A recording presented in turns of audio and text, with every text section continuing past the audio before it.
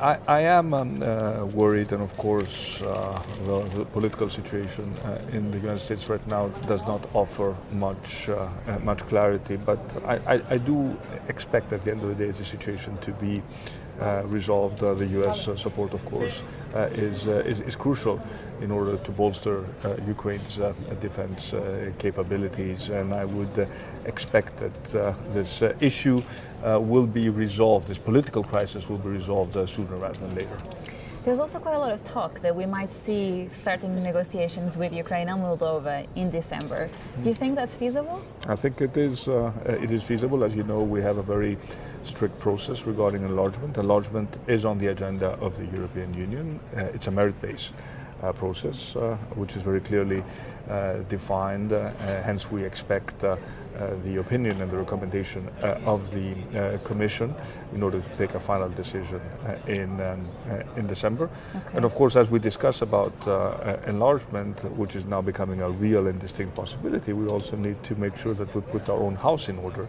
That is to make sure that we have a European Union that is ready to accept more members, streamlines its decision-making mechanism, and also ensures that it preserves important financial instruments to support all member states. Exactly. So what would you say is the biggest challenge as you look to reform the EU so you can accept more members? Is it the budget? Is it a qualified majority? What's the most important aspect for you? I'd say both. It is obviously about money.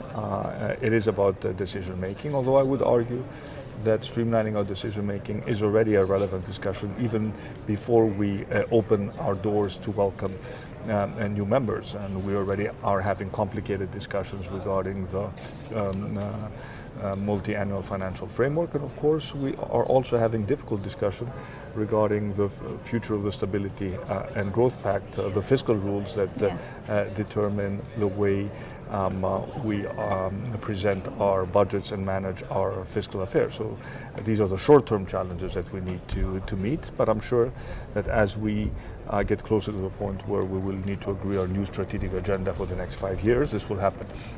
Next year, we will add more flesh to these discussions. To finish on this point, do you think when essentially can we expect to see these reforms being put forward and approved? Because we have European elections next year. Well, it would have to be. I'm certain this will be a topic also for the European elections, because at the end of the day, legitimacy and public support for these changes is going to be very important. But this is, of course, these decisions will be taken in the next legislative cycle. But before we get there, we need to agree on the MFF top-ups. And on the new governance rules. And the sooner we agree on those, the better. And these will need to be agreed before the European elections.